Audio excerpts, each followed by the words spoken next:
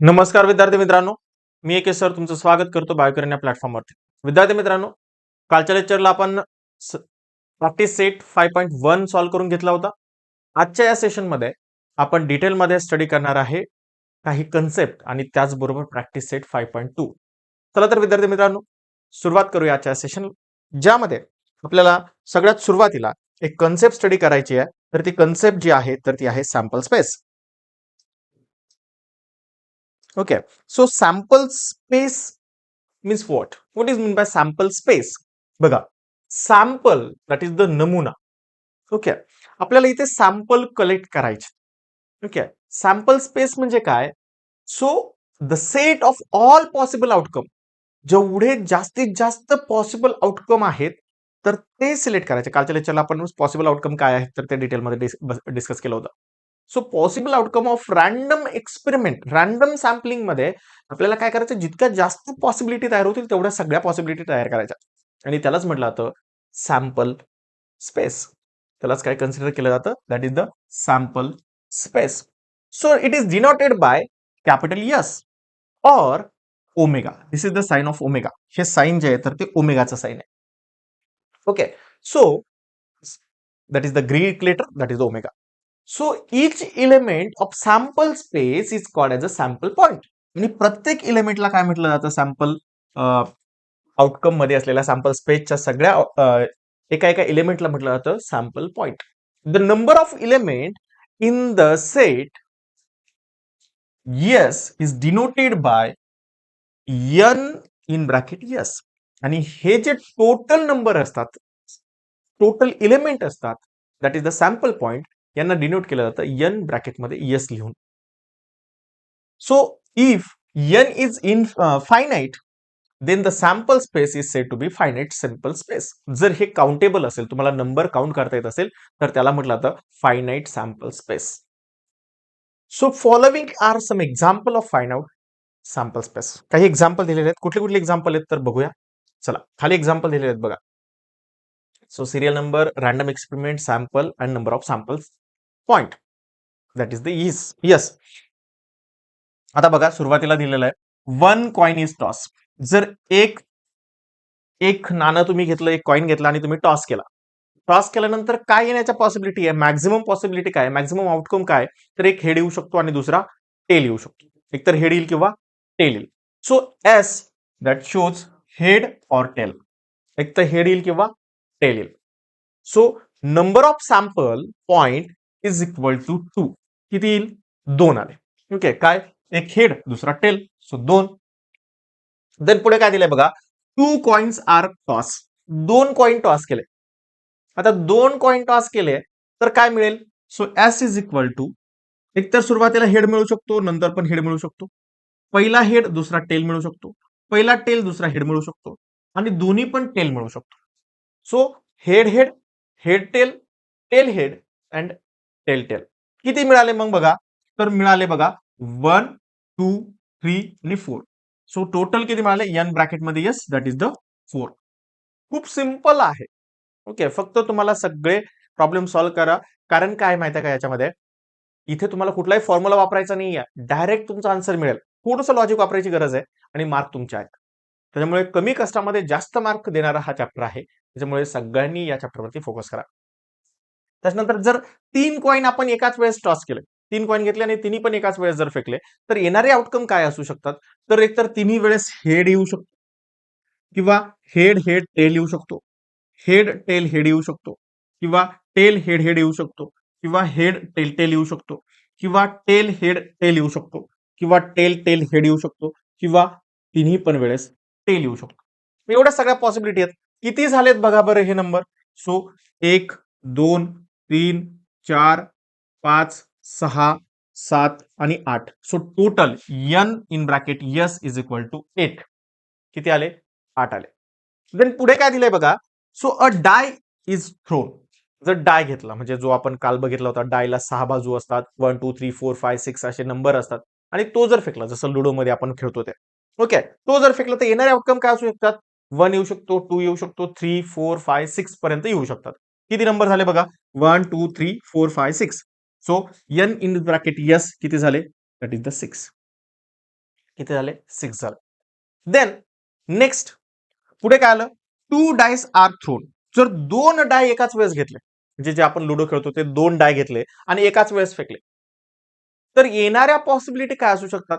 तर सुरुवातीला एक येऊ शकतो, पहिल्या एका एका डायस मध्ये एक येऊ शकतो, दुसऱ्या डायस मध्ये 1 2 3 4 5 6 येऊ शकतो, किंवा पहिल्या डायस मध्ये जर 2 आला तर दुसऱ्या डाय मध्ये 1 2 3 4 5 6 येऊ शकतो. जर फर्स्ट डाय मध्ये जर 3 आला तर सेकंड डाय मध्ये 1 2 3 4 5 6 येऊ शकतो. जर फर्स्ट डाय मध्ये जर 4 आला तर 1 2 3 4 5 6 सेकंड डायस मध्ये येऊ शकतो. फर्स्ट डायस मध्ये जर 5 आला तर सेकंड डायस मध्ये 1 2 3 4 5 6 यापैकी कुठलाही येऊ शकतो. आणि जर फर्स्ट डायस मध्ये जर 6 आला तर सेकंड डायस मध्ये 1 2 3 4 5 6 येऊ शकतो. मग टोटल किती झाले बघा, 6 plus 6 plus 6 plus 6 plus 6 plus 6. So 1 2 3 4 5 6. So 6 into 6 36. So इथे नंबर दिलाय बघा, n in bracket S is equal to 36. म्हणजे जर 2 डायस एकाच वेळेस जर थ्रो केले, एकाच वेळेस जर फेकले, तर जवळपास 36 टाईपच्या पॉसिबिलिटीज आहेत. या 36 पैकी कुठला ना कुठला नंबर येऊ शकतो. आणि म्हणून आपल्याला काय करायचं, मॅक्झिमम आउटकम जर आपण काउंट केले तर ते झाले 36. त्याच्यानंतर पुढे काय सांगितलंय बघा, card is drawn from a pack bearing number 1 to 35. 25 card घेतले, प्रत्येक कार्ड वरती 1 2 3 4 5 6 असं लिहित गेलं, 25 कार्ड झाले, 25 कार्ड झाले. मग त्या 25 कार्ड मध्ये मॅक्झिमम आउटकम एक कार्ड आपल्याला चूज करायचंय, तर ते एक कार्ड येण्याची पॉसिबिलिटी काय.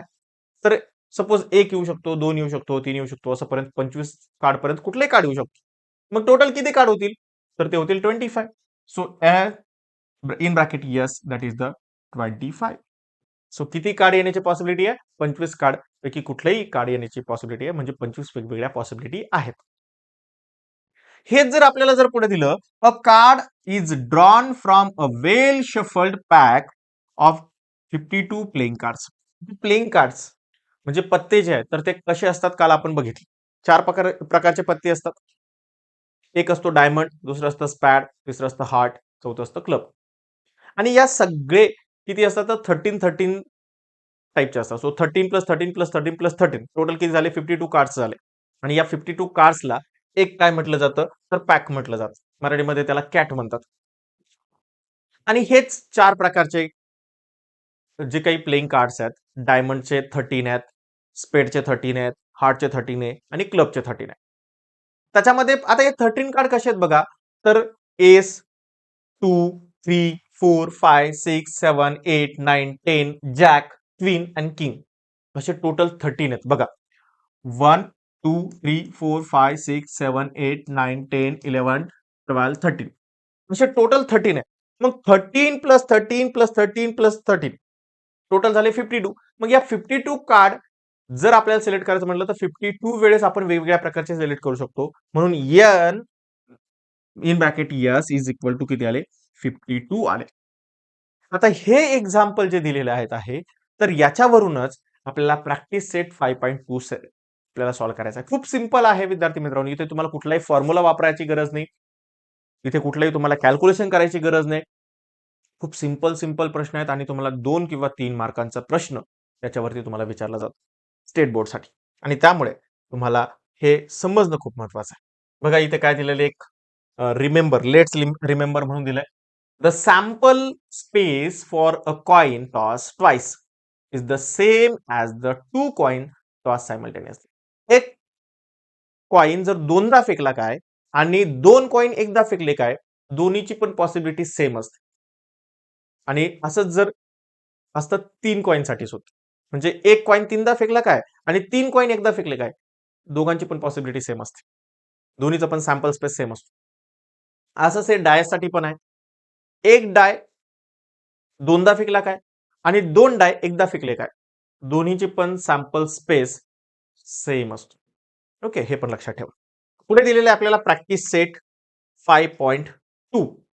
ओके, आता हे प्रॅक्टिस सेट 5.2 मध्ये काय दिलेलं आपल्याला, for each of the following experiment write sample space S and number of sample point n is bracket S, आपल्याला दोन्ही पण काढायचं, यस पण काढायचं आहे, सॅम्पल स्पेस यस पण काढायचा आणि त्याचा number sample point that is n ब्रॅकेटमध्ये यस दोन्ही पण काढायचं. मग पहिले आपल्याला कंडिशन काय दिली, one coin and one die are thrown simultaneously. Okay, आता बघूया वन कॉइन. सो एकचा आन्सर आपण घेऊ इथे. वन कॉइन जर टॉस केला तर काय होतं, so S is equal to काय मिळेल आपल्याला, एकतर हेड मिळेल किंवा टेल मिळेल. Is it right? Okay. One die जर टॉस केला तर वन डाय टॉस केला, so S is equal to काय मिळेल आपल्याला, वन मिळू शकतो, टू मिळू शकतो, 3 4 5 6 पर्यंत मिळू शकतो. ओके, 1 2 3 4 5 6. आता आपल्याला त्यांनी काय म्हटलंय की दोन्ही पण एकत्रच टॉस केलेत. काय म्हटलं त्यांनी, one coin and one die are thrown simultaneously, एकाच वेळेस जर फेकले काय होईल बघा. So one coin and one die are thrown simultaneously.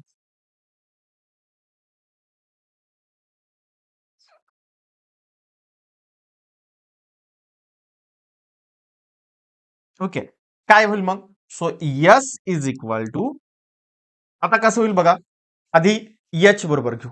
So H1 H2 H3 H4 H5 H6. आता टी सोबत T1 T2 T3 T4 T5 T6.